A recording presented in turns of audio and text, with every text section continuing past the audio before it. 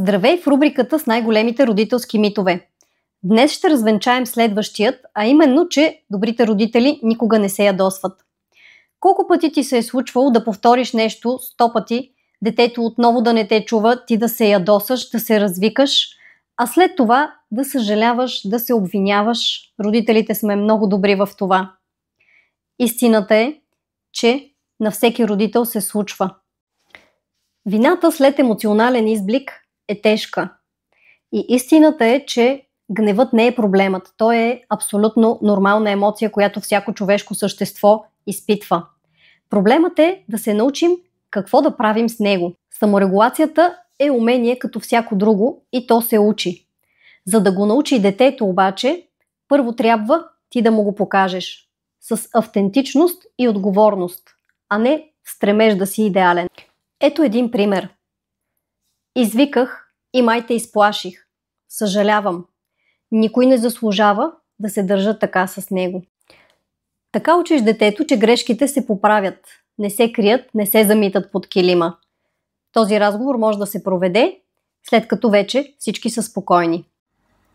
Гневът е покана да се погрижиш за себе си. Емпатията към теб самият е първата крачка към по-щастлив и спокоен дом. Няма нищо лошо в това понякога да кажеш презареждам, изчакай, защото силата често се крие в паузите. На мен ми се наложи да си направя чаша, за да си го напомням.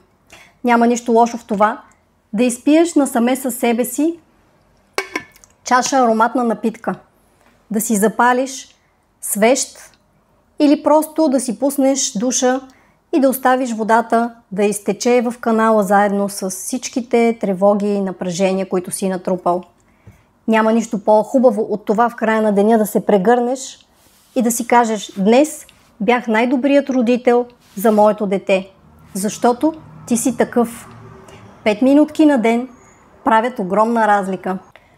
Ако информацията в тази рубрика те е докоснала, можеш да сложиш едно сърчице и да се абонираш за канала, за да научиш когато излезе и следващия епизод от най-големите родителски митове. А ако имаш нужда от по-дълбока подкрепа, моето онлайн пътешествие за родители е тук, за да те подкрепи. Да бъдеш родителят, който искаш да си. За щастлив дом. Оставям линк в коментар.